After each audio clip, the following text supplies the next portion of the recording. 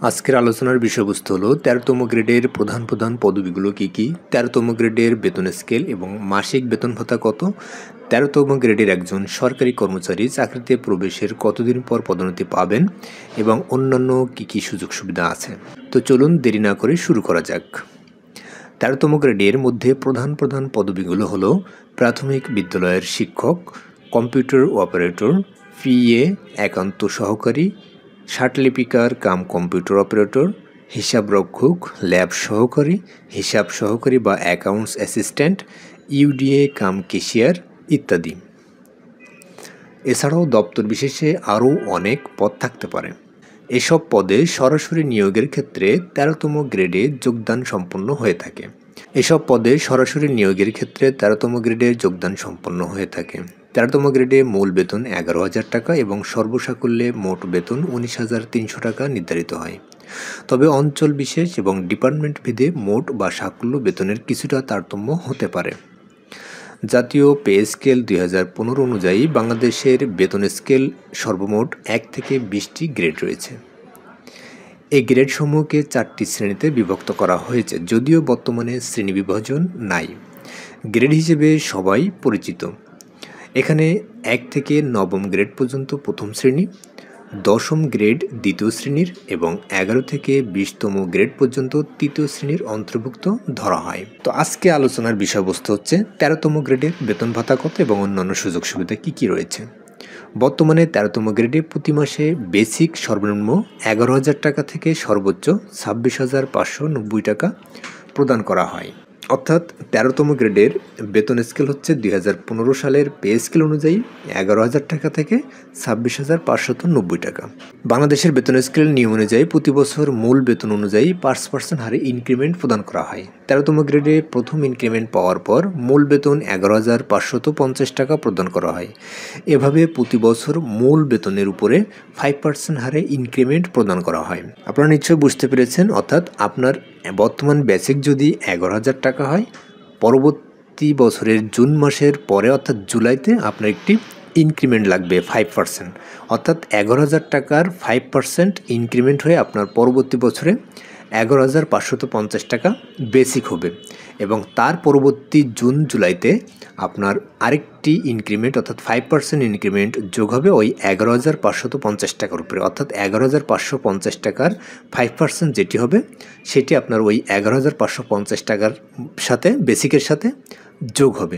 যোগ হয়ে পরবর্তী বছর সেই বেসিকের উপর আবার 5% ইনক্রিমেন্ট প্রদান করা হবে। এভাবে বাড়তে বাড়তে ২৬,৫৯০ টাকা বেসিকে গিয়ে দাঁড়াবে।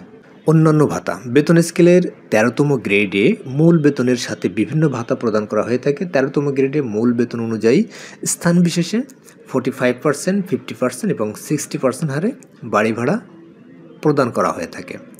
এখানে বাড়ি ভাড়া ভাতার একটি চার্ট দেখানোর চেষ্টা করছি আমি। অর্থাৎ এখানে বেসিকের উপর বাড়ি ভাড়া ভাতার পরিমাণের তারতম্য হতে পারে।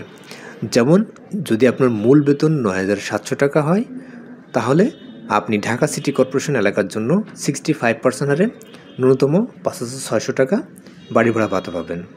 তবে চট্টগ্রাম, খুলনা, রাজশাহী, সিলেট, বরিশাল, রংপুর, নারায়ণগঞ্জ, গাজীপুর সিটি কর্পোরেশন এবং সাভার পৌর এলাকার জন্য মূল বেতনের 55% হারে ন্যূনতম টাকা ৫,০০০ টাকা বাড়ি ভাড়া ভাতা পাবেন এবং অন্যান্য স্থানের জন্য 50% হারে ৪৫০০ টাকা বাড়ি ভাড়া ভাতা পাবেন। ৯,৭০১ হইতে ১৬,০০০ টাকা পর্যন্ত ঢাকা সিটি কর্পোরেশনের জন্য 60% এবং চট্টগ্রাম, খুলনা, রাজশাহী, সিলেট, রংপুর, নারায়ণগঞ্জ, বরিশাল, গাজীপুর সিটি কর্পোরেশন এবং সাভার পৌর এলাকার জন্য 50% এবং অন্যান্য স্থানের জন্য 45% এবং ১৬,০০১ টাকা থেকে ৩৫,৫০০ পর্যন্ত ঢাকা সিটি কর্পোরেশনের এলাকার জন্য 55% এবং অন্যান্য সিটি কর্পোরেশনের জন্য 45% এবং অন্যান্য স্থানের জন্য 40% হারে বাড়ি ভাড়া ভাতা পাবেন এবং ৩৫,৫০১ টাকা থেকে তদূর্ধ্ব পর্যন্ত ঢাকা সিটি কর্পোরেশন এলাকার জন্য 50% এবং অন্যান্য সিটি কর্পোরেশনের জন্য 40% এবং অন্যান্য যে স্থান আছে অর্থাৎ জেলা উপজেলার জন্য ৩৫% হারে ন্যূনতম টাকা ১৩,৮০০ টাকা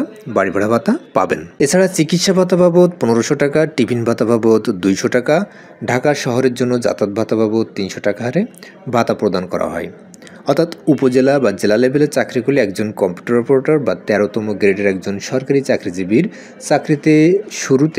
চাকরির শুরুতে মোট বেতন ভাতা হবে বেসিক 11,000 প্লাস বাড়ি ভাড়া ভাতা 45% হিসেবে 4950, প্লাস চিকিৎসা ভাতা 1500 টাকা, টিফিন ভাতা 200 টাকা, বিশেষ প্রণোদনা ভাতা বর্তমান যেটি চালু রয়েছে সেটি 1000 টাকা সহ আপনি 18,650 টাকা বেতন পাবেন। অর্থাৎ চাকরির শুরুতে একজন 13তম গ্রেডের বেতন হবে সব ভাতা মিলিয়ে 18,650 টাকা।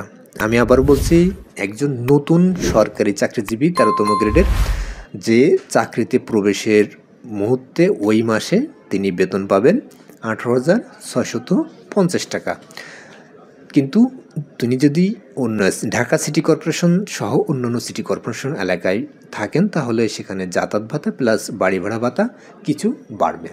এখন আলোচনা করব 13তম গ্রেডে বোনাস কত টাকা প্রদান করা হয়, অর্থাৎ বছরে যে 2টি উৎসব ভাতা প্রদান করা হয় এবং একটি বৈশাখী ভাতা প্রদান করা হয় সেটি কিভাবে প্রদান করা হয়।